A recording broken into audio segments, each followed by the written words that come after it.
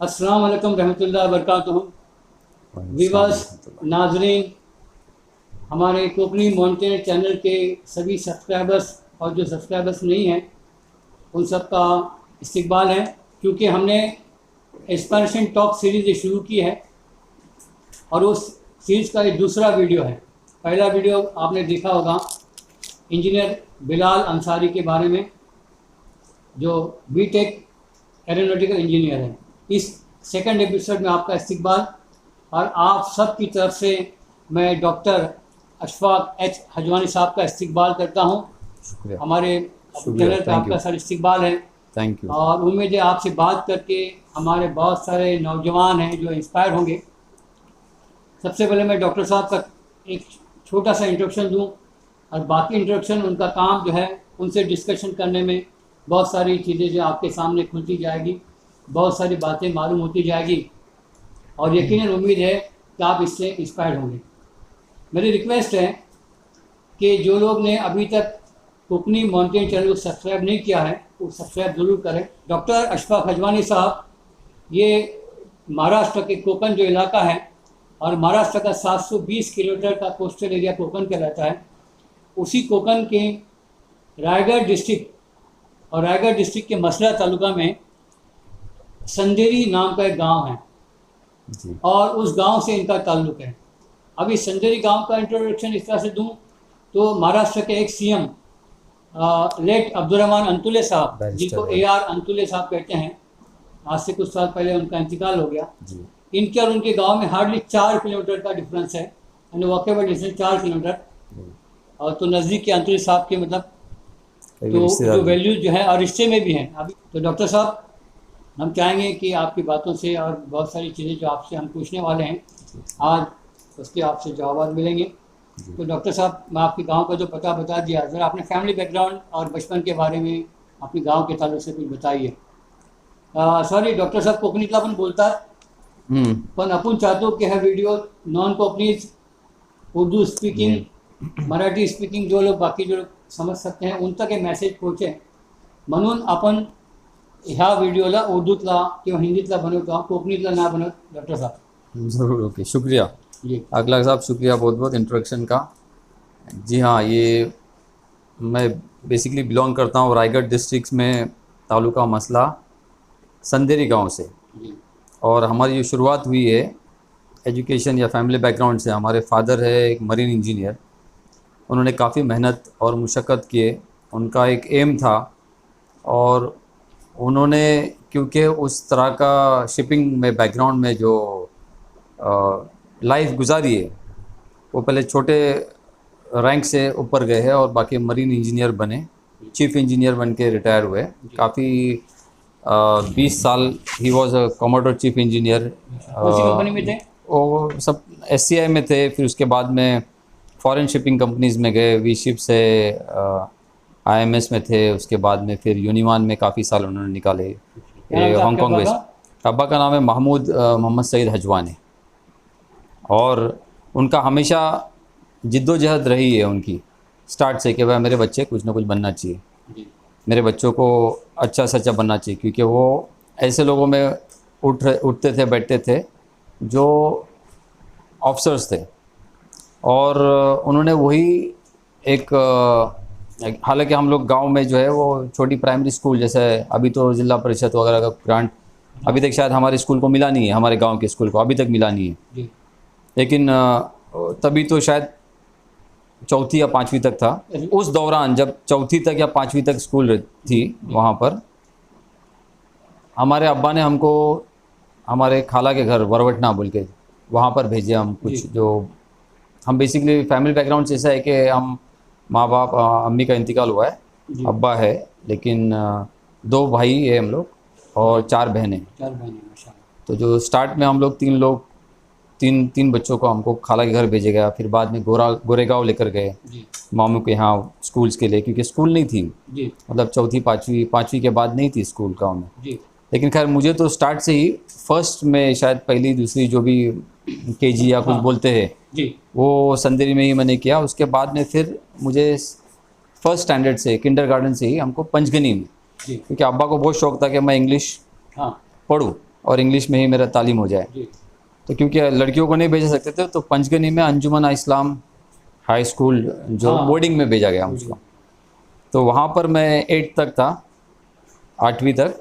उसके बाद फिर अब्बा ने सोचा कि नहीं, ये तो खाली एक ही का एजुकेशन हो जाएगा, बाकी बच्चियाँ कैसे पढ़ेंगे, बाकी मेरे बच्चे का क्या होगा, जी मैं हर किसी को बोर्डिंग तो नहीं भेज सकता हूँ।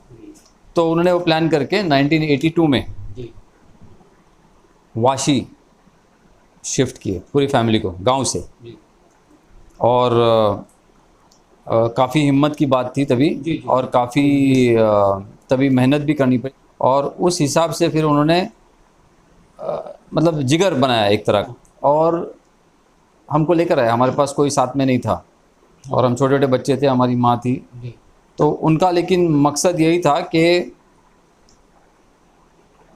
बच्चे हमारे पढ़ना चाहिए, मेरे बच्चे पढ़ना चाहिए। जी तालीम, एजुकेशन, जो एजुकेशन है वो मेरे बच्चों को मिलना चाहिए। और उसके लिए जम करके यहाँ पर आ गए। तो अल्हम्दुलिल्लाह आफ्टर पंचगनी हमारा एजुकेशन वाशी में हुआ, वाशी नई मुंबई में। हमारे बहनों ने भी काफ़ी मेहनत की है। जो मेरे से जो सेकंड नंबर बहन है वो BA LLB हुई है अभी, माशाल्लाह, लॉयर है। उर्दू में लॉयर है। मीडियम से पढ़ी और उर्दू मीडियम से पढ़ी, पनवेल तक ट्रैवल की, कुर्ला तक ट्रैवल की, वाशी फिर से बाद पनवेल, वाशी से कुर्ला पनवेल, उस वक्त मतलब जब ट्रेन ब्रेन वगैरह नहीं थी। और दूसरी जो बहन है वो भी उर्दू से की, उसने BA B.Ed की। जी तो जो लॉयर अभी है वो साउथ अफ्रीका में शादी होकर वहाँ पर गई है, और जो BA B.Ed की है वो दुबई में है अभी। दुबई में। बाकी दूसरी एक बहन स्कूल में वो जॉब कर रही है। नहीं, वो नहीं कर रही है वो। उन्हें लेकिन हाईली क्वालिफाइड होगी। क्वालिफाइड, हाँ, मतलब जो माँ बाप का हमारा ये था वो अल्हम्दुलिल्लाह और एक उन्होंने भाई बहुत। आपके वो हमारे जो छोटे भाई है वो शिप पे कैप्टन है, कैप्टन है। अच्छा। एज वो मरीन इंजीनियर बाप के ही उन्होंने भी कदमों पे। इंजीनियर का किया था कोर्स। नहीं, इन्होंने नहीं किया, उन्होंने वो एज अ शिपिंग में शिपिंग में कैप्टन, रहते हुए प्रमोशन होते गया। डेक हाँ, हाँ जी, एग्जाम देते गया। एग्ज़ाम देते गए और हुआ। दूसरी जो 2 बहनें हैं उसमें से एक BA इंजीनियरिंग की है, माशाल्लाह। इलेक्ट्रॉनिक्स एंड ये, और तीसरी ने चौथी जो है वो BSc बायोकेमिस्ट्री की है। बायोकेमिस्ट्री। जी हाँ। और अल्हम्दुलिल्लाह सारे के सारे बच्चे एजुकेट हो गए इधर आने के बाद। जी तो क्या है कि मकसद यही है कि उनका मकसद यही था कि बच्चों को एजुकेशन कैसा भी कर गांव से निकल के भाई शहर में आकर बच्चों को एजुकेशन दिया जाए और बच्चे कुछ बने। जी। और अल्हम्दुलिल्लाह उनकी काफ़ी सेक्रीफाइसेस जो भी इन्होंने मेहनत किए, आपके अब्बा ने सेक्रीफाइस किए सोचा, अम्मी का भले इंतकाल हो गया था आपके जी बचपन जी, में, लेकिन उनकी काफ़ी मेहनत लेकिन है अब्बा इसके ने पीछे। काफ़ी मेहनत की, जिसको गांव छोड़ के अपने खाला के यहाँ, फिर जी। बाद में मामू के यहाँ, बाद में आपको फर्स्ट स्टैंडर्ड में कह दी। फर्स्ट स्टैंडर्ड बच्चा 5-6 साल का होता है। हाँ, मुझे तो उठाकर, तब से आप तो वहाँ चले गए। हाँ, मुझे हॉस्पिटल उठाकर तो में काफ़ी सब उनके अब्बा मतलब मेरे दादा दादी और बाकी सब लोग खिलाफ थे जी। कि तू क्या कर रहा है, ये बच्चे को पॉटी धोने को नहीं आती है और तू बच्चे को उठाकर बोर्डिंग में डाल रहा है, इसका कौन देखेगा, क्या करेगा। लेकिन उन्होंने लेकिन वो उसका फल आप देख रहे हैं। उसका फल बिल्कुल बिल्कुल। तो वही आगे वो फिर जिगर। अंजुमन के बाद मुंबई में, मतलब यहाँ आने फिर के बम्बई बाद में आए, अंजुमन इधर फादर एग्नल्स में स्टडी किए, कॉलेज हुई। कॉलेज के बाद में फिर 12th तक पढ़े। 12th तक पढ़े। फिर मेडिकल के लिए कर्नाटका में अलमीन मेडिकल कॉलेज बीजापुर में वहाँ एडमिशन हुआ। हाँ। वहाँ से करने के बाद फिर वहाँ से यहाँ क्या किया आपने? वहाँ से MBBS किया। MBBS किया आपने। MBBS के बाद फिर यही था कि भाई बाहर जाना है, हाँ UK, और उसके एग्ज़ाम्स के लिए तैयारी चल रही थी। जी। तो उस दौरान एक अपॉर्चुनिटी आई कि शिपिंग कंपनीज़ की, जो अब्बा की शिपिंग कंपनी थी, उनको कुछ मेडिकल ऑफिसर की रिक्वायरमेंट थी। और उस लाइन से ये करते गए, तब पता चला कि भाई एक ऑक्यूपेशनल हेल्थ का भी एक ब्रांच है, जी जो ऑक्यूपेशनल हेल्थ सर्विसेज और ऑक्यूपेशनल हेल्थ में एक स्पेशलिटी होती है। ऑक्यूपेशनल क्या होता है? हेल्थ सर्विस क्या होती है? ऑक्यूपेशनल हेल्थ एक ऐसी चीज़ है कि हर ऑक्यूपेशन में कुछ ना कुछ बीमारियां, कुछ ना कुछ तकलीफ, कुछ ना कुछ प्रोफेशन में, उस प्रोफेशन में, जॉब में और जी ने उस ऑक्यूपेशन बोले तो अभी आपका समझो एक एग्जांपल है कि एक कंडक्टर है बस का, हाँ तो उसका ऑक्यूपेशन रिलेटेड, या एक टेलर है, जी या कोई भी एक है जो उस ऑक्यूपेशन रिलेटेड क्या बीमारी हो सकती है। जी कंप्यूटर ऑपरेटर है या कंप्यूटर्स लोग चलाते हैं, पहले काफ़ी ये हो गया था, कार्पन टनल सिंड्रोम्स आ गए थे, जी, जो हाथों में और हाथों में जो हुआ था, दैट इज ऑक्यूपेशनल। जी स्पाइन के रिलेटेड, बैकबोन पेन हुआ था, बाद में फिर रेडिएशन रिलेटेड, हाँ। और फिर बाद में जो CRTs थे उसको चेंज कर दिया गया। जी तो ये सारे ऑक्यूपेशनल रिलेटेड है, और खास करके ऑक्यूपेशन रिलेटेड जो है वो केमिकल इंडस्ट्रीज में होते हैं, हाँ, और जो इंडस्ट्रीज लेवल पे होते हैं, तो उनको जो रेस्पिरेटरी में रेस्पिरेटरी है, वेल्डर्स है, फ्यूम्स है वगैरह, हर जगह हर तरह का। तो मरीन का एक फील्ड मुझको ऐसा दिखा कि एक बहुत ये रॉ फील्ड है, हाँ, जहाँ पर लोगों ने, काफ़ी लोग गए नहीं हैं वहाँ पर। तो उसके लिए मैं पोलैंड गया, हाँ, और पोलैंड से वहाँ से एक ट्रेनिंग लिया, जो ऑक्यूपेशन मरीन रिलेटेड जो ऑक्यूपेशनल हेल्थ है उसका वो कितना ड्यूरेशन था? वो 1 महीने की ट्रेनिंग थी वो, अच्छा, और वो 2000 आई थिंक 2000 में, अच्छा, आज से 20 साल 21 साल पहले। हाँ 21 साल पहले की बात है। उसके बाद फिर एक ये मिलते गए। यहाँ पर diploma in industrial health and hygiene में किया। उसके बाद एक 3 महीने का एक कोर्स भी होता है जो बॉम्बे में होता है, उसको associate fellow of industrial health बोलते हैं। हाँ, और उसके अलावा फिर मुझको ये जैसा मरीन और ऑफशोर में हमारा ज़्यादा कंसंट्रेशन, ज़्यादा एक तरह का बिजनेस का ये मॉड्यूल बनते गया, फिर मुझको डाइविंग मेडिसिन में इंटरेस्ट आ गया। और वो डाइविंग मेडिसिन के लिए वो कोर्स करने के लिए मुझको डाइविंग यानी जो समुद्र में जो ये ऑक्सीजन और वो सब पूरा मास लेकर, जो डाइवर्स जो तो बोल के, जो पानी के अंदर जाते हैं। बहुत डीप अंदर पानी में जाते हैं, जहाज़ों के नीचे का ये साफ़ करने के लिए, तेल खोजने के लिए, तेल की पाइपलाइन वगैरह सब रहती है, और रिग्स की तो बहुत सारे अलग अलग टाइप की डाइविंग होती है, जो अलग अलग तरह की रहती है। खासकर शिप की रिपेयरिंग के लिए या नहीं फिर नहीं कुछ नहीं, वो शिप का रिपेयरिंग का तो बहुत ही छोटा काम है। छोटा काम है, लेकिन डैम्स के अंदर है, जो oil, offshore oil and gas जो इंडस्ट्री है, जैसे हमारे ONGC है, जैसे ONGC है, जैसे आरामको है, एडनॉक है, अबू धाबी में, नॉर्वे में है, हर जगह पर, मतलब ऑयल कंपनी जो पानी के अंदर काम करते हैं। तो काफ़ी चीज़ें हैं पानी के अंदर। हाँ। हमारे इलेक्ट्रिक का केबल्स है, टेलीफोन के केबल्स है, हमारे पाइपलाइंस है, हमारे रिग्स के जो पैर है, हाँ। और वो सारी चीज़ें है। तो वो सारे चीज़ों का वो एक डाइविंग का एक ये हो गया। तो उसके लिए मैं UK में गया जी, कोर्स करने के लिए, और फिर सेकंड पार्ट जो कोर्स है वो UK में साउथ कहाँ से अफ्रीका होता में, है? UK में प्लिमथ। प्लीमथ में होता है, DDRC इंस्टीट्यूट है। और उसके बाद साउथ अफ्रीका में स्टेलेनबॉश यूनिवर्सिटी से वो डिप्लोमा किया मैंने। तो यानी ये यहाँ पे मैं कहना चाहूँगा कि डॉक्टर साहब सिर्फ MBBS करके जनरल प्रैक्टिशनर न बनते हुए जी स्पेशलिटी की तरफ चले गए, Specialty। शॉर्ट टर्म कोर्सेज किए, जी और फिर ऑफशोर हो, मरीन का हो, डाइविंग के लिए हो, जी जो उनकी नीड्स है, हाँ, और उनके लिए एक एक्सपर्ट की जैसी जरूरत होती है, जरूर होती है। उसके लिए आपने बाकायदा अपने आपको प्रिपेयर किया Prepare और वो किया। खिदमत दे रहे हैं। जी जी तो ये आपकी जब जैसे हम यहाँ पर हैं हॉरे मॉल में, जैसे ऑफिस में हम लोग बैठे हैं, जी। तो एक ही ऑफिस है या ऐसा कि और भी कहीं ऑफिस है? नहीं, मैं शुरुआत किया बेलाड पियर से, जी। एक छोटे से ऑफिस से, तो छोटा सा क्लिनिक बेसिकली था वो, ब्लैक पर मुंबई। बेलाड पियर मुंबई में। जी, वहाँ पर 1999 में, 98-99 में, जी, और वहाँ से शुरुआत किए। वो ऑफिस एक हुआ, उसको मेडिकल सेंटर कन्वर्ट किया हमने। वहाँ पर सारे facilities, x ray, ECG, pathology lab थी, और सोनोग्राफी भी थी वहाँ पर। उसके बाद लंग फंक्शन टेस्ट, ऑडियोमेट्री, ये ऐसे बेसिकली ऑक्यूपेशनल हेल्थ के लिए हमको ये सारी चीज़ें लगती है, जी, जो इन्वेस्टिगेशन करना पड़ती है। हमारा जो जनरल प्रैक्टिस में नहीं जाते हुए ऑक्यूपेशनल हेल्थ सेंटर्स हमने बनाए हैं। यानी बेलाड पियर पे ऐसी क्लिनिक जो जहाँ पर हम लोग जाते हैं, पेशेंट्स मोस्टली बीमार, डॉक्टर बुखार आया है और कुछ भी तकलीफ होती है, तो क्लिनिक में जाते हैं, तो डॉक्टर साहब ने वो प्रैक्टिस न करते हुए स्पेशलिटी की तरफ अलग आए, जी और पर्टिकुलर उसी फील्ड के लोग इनके पास वो आते हैं। जी हाँ। तो डॉक्टर साहब यहाँ पे थोड़ा मैं और एक क्वेश्चन इससे जोड़ के पूछूंगा। ऑक्यूपेशनल जो थेरापी और जो ऑफशोर और जो भी इस तरह के हैं, तो लोग आप तक कैसे पहुँचते हैं? आपका कहीं उनके साथ में एफिलिएशन है, या उनकी तरफ से कुछ इस तरह से डायरेक्ट है कि जी वो आपके पास तो कंपनीज भेजेगी आपके पास? जी जी, ये ऑक्यूपेशनल थेरेपी नहीं है। हाँ, या ऑक्यूपेशनल थेरेपिस्ट जो है वो एज अ फिजियोथेरेपिस्ट या वो सब, वो अलग फील्ड हो गई। अलग फील्ड होगी। ये ऑक्यूपेशनल हेल्थ फिजिशियन है। हाँ। ऑक्यूपेशनल हेल्थ के अंदर हम एक्सपर्ट्स है। जी, और जैसा मैं बताया कि एक सेंटर हमारा यहाँ पर है, वैसे ही 3 सेंटर है। जी, ये हावड़े मॉल में हम बैठे हैं, यहाँ नेरुल में एक सेंटर है, एक एयरपोर्ट के पास, मुंबई एयरपोर्ट के पास अंधेरी ईस्ट में एक सेंटर है, और बेलाड पियर पे एक सेंटर है। अब आप जो पूछ रहे हैं, तो ये किस तरह से हम अप्रोच करते हैं। जी, अभी हमारे को ये एम्पैनलमेंट मिलता है। एम्पैनलमेंट है DG शिपिंग से है, उसके बाद में DG फास्टली से है, DG shipping is director general of shipping, ministry of shipping by government of India, and DG fastly जो director general of factory advice services and labour institute से। जो पोर्ट्स एंड डॉक्स के, तो उनसे तो we are आपको approval मिलता है। जी हाँ। उसके बाद है directorate of industrial safety and health है। हाँ, ये सब गवर्नमेंट के बॉडीज़ है, ये महाराष्ट्र गवर्नमेंट है, कोई सेंट्रल गवर्नमेंट है, कोई ये दोनों सेंट्रल गवर्नमेंट है। बाद में ONGC से अप्रूवल मिलता है।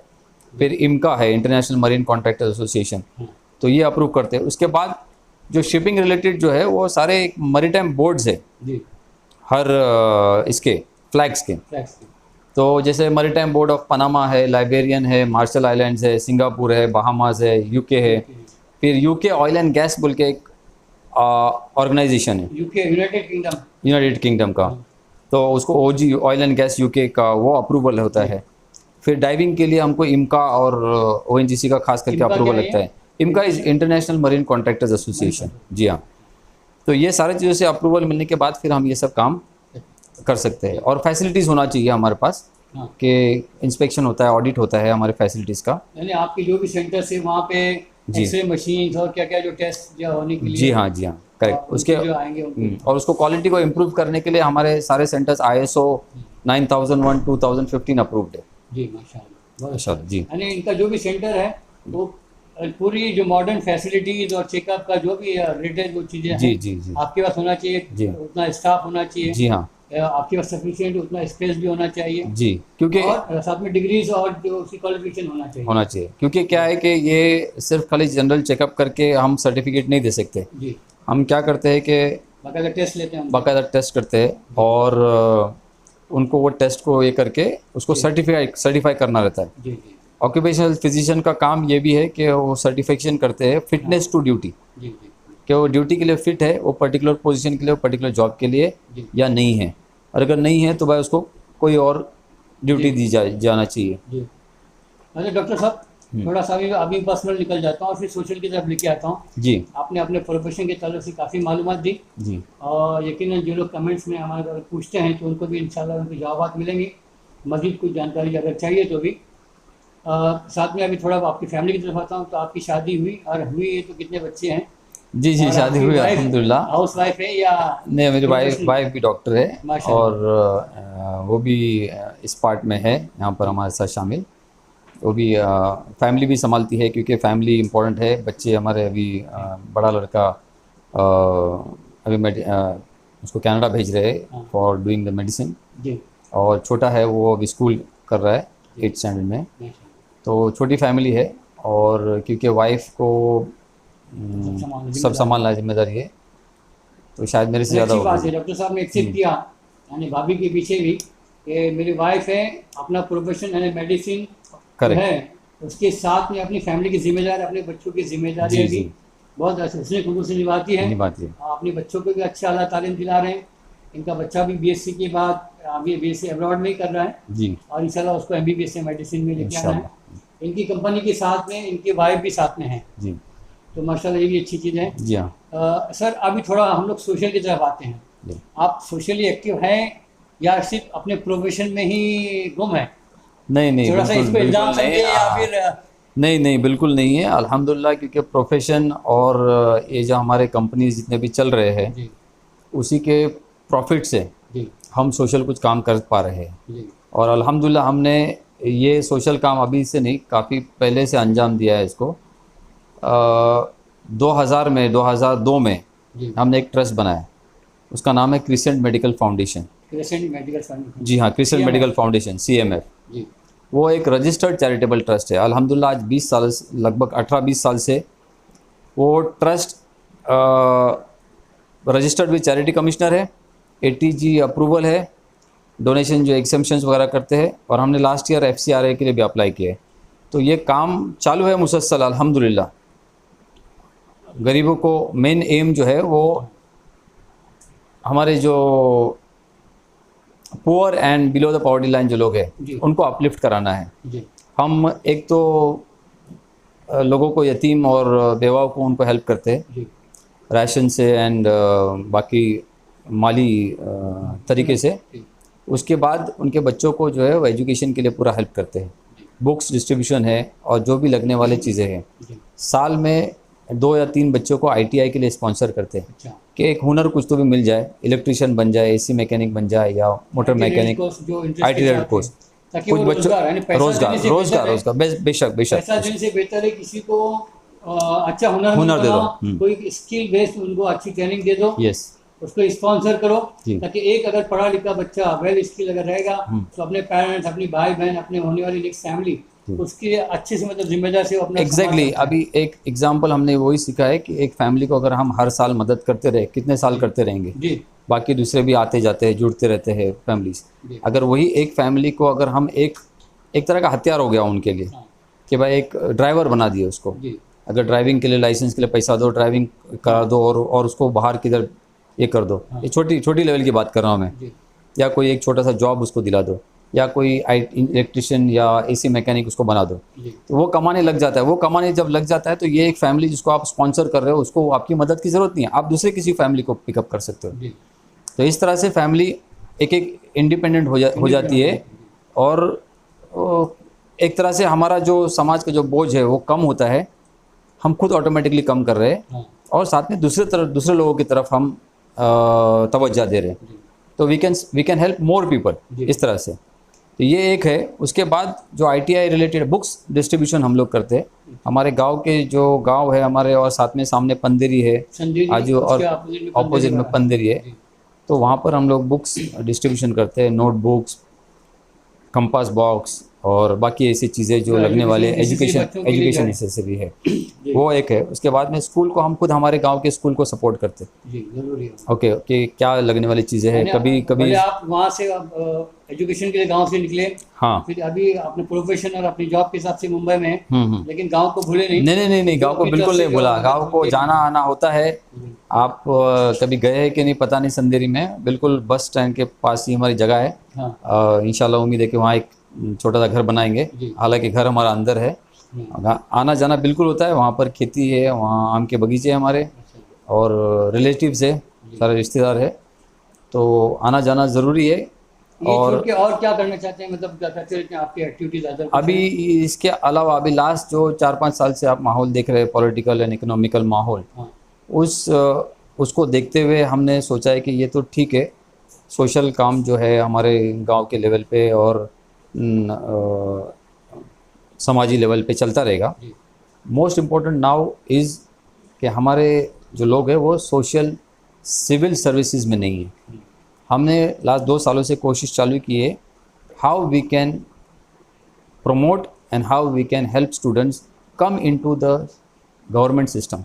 जी सिविल सर्विसेज के जो एग्जामिनेशंस है, सिविल सर्विसेज के जो प्रिपरेशंस है, सिविल सर्विसेज रिलेटेड और गवर्नमेंट सर्विसेज रिलेटेड, अभी हमारा फोकस थोड़ा सा उधर है।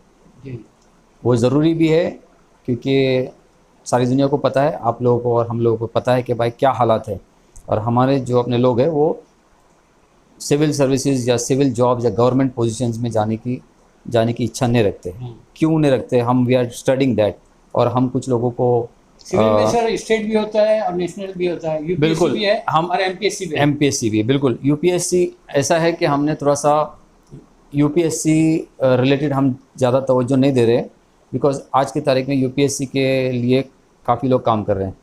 स्टेट लेवल पे, एमपीएससी लेवल पे हम लोग तवज्जो देना चाहते हैं, क्योंकि हम चाहते हैं कि भाई हमारा आदमी जो है वो तलाठी बने, हमारा आदमी क्लास 3 क्लास 4 डेस्क ऑफिसर बने, मंत्रालय में मांगते तो डेस्क ऑफिसर बने, नायब तहसीलदार बने, डिप्टी कमिश्नर बने, या एनीथिंग बिलो, क्योंकि ये एमपीएससी लेवल पे काम हो सकता है। एमपीएससी लेवल पे काम करने के लिए ज़्यादा दिक्कत नहीं है।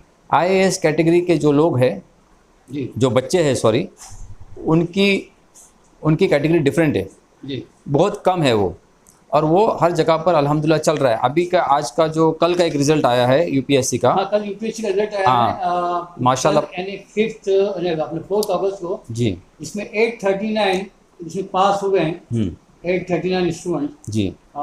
मुस्लिम्स के लिए यहाँ पे बहुत अच्छी खबर यह है कि 4.9 है, 4.2%, हाँ अबाउट 5% है, हम्म। यानी 41 या 42 बच्चे यूपीएससी में कामयाब सो हुए हैं। That is a very good result. मैं कंपेयर करूँगा पहले रिजल्ट से। हाँ तो हम जानते हैं कि हर कोई आज की तारीख में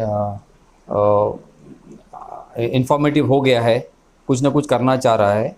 तो वो यही है कि हमारा भी मकसद यही है कि हम ऐसे इदारों को, ऐसे ऑर्गेनाइजेशंस को हम सपोर्ट करें, हम ढूंढे हमारे मैनेजमेंट स्किल्स। अभी हमारे पास जो 4-5 कंपनी आज हम जो मैनेज कर रहे हैं, तो हमको मैनेजमेंट स्किल्स पता है कि how to manage such institutions and how to support them. तो हम उनको अप्रोच करेंगे, उनको अप्रोच कर रहे हैं और उनके साथ कोलैबोरेशन करके जिस तरह से भी सपोर्ट करना है। हम चाहते हैं कि ये जो पासिंग परसेंटेज आ रहा है, ये जितने भी MPSC वगैरह कोचिंग क्लासेस और इंस्टीट्यूट से, वो पासिंग परसेंटेज हम बढ़ना चाहिए। और उसके पहल के लिए अभी जो अच्छी बात सुना है जी डॉक्टर साहब जो है, बाकायदा इन्होंने इनिशिएटिव भी लिया है, ग्रुप भी बनाया व्हाट्सएप पे जी। अभी पुलिस के लोगों को, हाँ, अभी पुलिस भर्ती जो है, पुलिस मिशन पुलिस भर्ती, हम कोशिश कर रहे हैं कि जितने भी तंजीमें, जितने भी ऑर्गेनाइजेशन, जितने भी इंस्टीट्यूट्स काम कर रहे हैं, उनको एक प्लेटफॉर्म पे लाया जाए, एक बैनर में, एक प्लेटफॉर्म पे, कि हर किसी का मकसद वही है। तो क्यों ना हम काम बांट ले जी, और काम बांट के हम अपने जो एक्सपीरियंसेस है, अपने जो रिसोर्सेज है, अपने जो स्किल्स है, वो बांटे, वो डिस्ट्रीब्यूट करें और हर कोई बेनिफिट ले ले। अल्टीमेट रिजल्ट ये होना चाहिए कि आज जो 5% का UPSC में जो रिज़ल्ट आया है, ओके, अपने लोगों का, तो वो उसका अभी एटलीस्ट 10% पुलिस भर्ती में अपना रिजल्ट आना चाहिए। वो MPSC लेवल पे ये स्टार्ट है। इसके बाद में हर तरीके का जो एग्ज़ाम रहेगा, तलाठी का एग्ज़ाम रहेगा, जो तहसीलदार का एग्ज़ाम रहेगा, थर्ड कैटेगरी, फोर्थ कैटेगरी, जो भी बहुत सारे वैकेंसीज है, नायब तहसीलदार, इनके ऐसे वैकेंसीज है। बेसिकली क्या हो गया है कि ये हमको ये दिमाग में से निकालना है कि भाई IAS ऑफिसर हमारा बनेगा तो ही काम होगा। नहीं, क्या आप कोई भी ऑफिस में जाते हो, अगर कलेक्टर के ऑफिस में अगर आप जाएंगे, तो क्या आप डायरेक्ट कलेक्टर को मिल सकते हो? क्या आप कमिश्नर को मिल सकते हो? नहीं, आपको इनिशियल लेवल पे जाना पड़ेगा। तो वही इंशाल्लाह कोशिश है। डॉक्टर साहब की इस मिशन में आगे आना चाहते हैं, ग्राउंड पे काम करना चाहते हैं जी, कोऑर्डिनेट करना चाहते हैं, तो मैं अपनी स्पॉन्सर कहूँगा कि आप हमसे जुड़ जाएं। बिल्कुल, हमारा लिंक जो है इंस्टाग्राम का है, वो डिस्क्रिप्शन में मिलेगा, आप हमसे कांटेक्ट करें, हम आपको इस मोमेंट में भी जरूर जोड़ेंगे। तो मैंने जो डॉक्टर साहब को सिर्फ थोड़ा सा छेड़ा था कि सोशल भी कुछ हैं, तो डॉक्टर साहब ने बहुत सारी चीज़ें बता दी। ये करना ज़रूरी है। जो लास्ट 18 ईयर से सोशल फील्ड में किस तरह से एम्पावरमेंट के लिए, अपलिफ्टमेंट के लिए काम कर रहे हैं, करना ज़रूरी है। एक मैं मैसेज ये देना चाहूँगा, ज़कात और वो सब जगह अपनी जगह पर है। हाँ, तो हर कोई निकालता है और डिस्ट्रीब्यूट करता है, लेकिन लास्ट 2 सालों से खास करके मैंने देखा हूँ कि सिर्फ ज़कात निकाल के डिस्ट्रीब्यूट करने से नहीं होगा, हमारा वक्त का भी ज़कात निकालो, वक्त भी देना है। जितने भी लिखे पढ़े लोग हैं, एजुकेटेड लोग हैं, सुलझे हुए लोग हैं, मैं इनफैक्ट रिटायर्ड टीचर्स लोगों से बात करना चाहूँगा, मुखातिब होना चाहूँगा। ऐसे जो एजुकेटेड लोग हैं जो जॉब नहीं करते, स्पेशली हाउस वाइफ्स जो इंजीनियर्स है, डॉक्टर्स है, उन लोगों से भी ये करूँगा कि भाई क्वालिफाइड है, काम कर सकते, घर पे रहते हुए भी ओके, जाओ कोई नज़दीक के स्कूल्स में जाकर टीचिंग करो, फ्री लेक्चर दे दो, नहीं तो कम से कम इंग्लिश का लेक्चर दे दो। ऐसे कितने उर्दू स्कूल्स है, ऐसे कितने मराठी स्कूल्स रहेंगे जहाँ पर साइंस के लिए टीचर नहीं मिलता है, मैथ्स के लिए टीचर नहीं मिलता है, इंग्लिश के लिए टीचर नहीं मिलता है। तो ये एक बहुत अच्छा ताउन होगा हमारे कौम के लिए। और हर किसी ने एक अपना तरफ से एक पहल करना ज़रूरी है, सिर्फ पैसा देकर नहीं चलेगा, वक्त भी देना ज़रूरी है। ऐसे जरा के डॉक्टर साहब ने कहा कि जो हम कमाते हैं उसमें दूसरों का भी हक है, कम्युनिटी का हक है, उसमें कोई जात, धर्म, मज़हब नहीं, इलाका नहीं, इंसान सभी है, सबकी मदद करना है। हिंदुस्तान का हमेशा यही पैगाम रहा है कि हम सब एक हैं, और इसको बाकायदा हम लोग इम्प्लीमेंट करके दिखाते हैं और इसके कायम भी रहेंगे। जी, इंशाल्लाह। आपने अपना कीमती वक्त दिया, जिसके लिए once again sir thank you sir, you are welcome, बहुत बहुत शुक्रिया प्लेजर। आपका, ताउन हमारे साथ रखिए।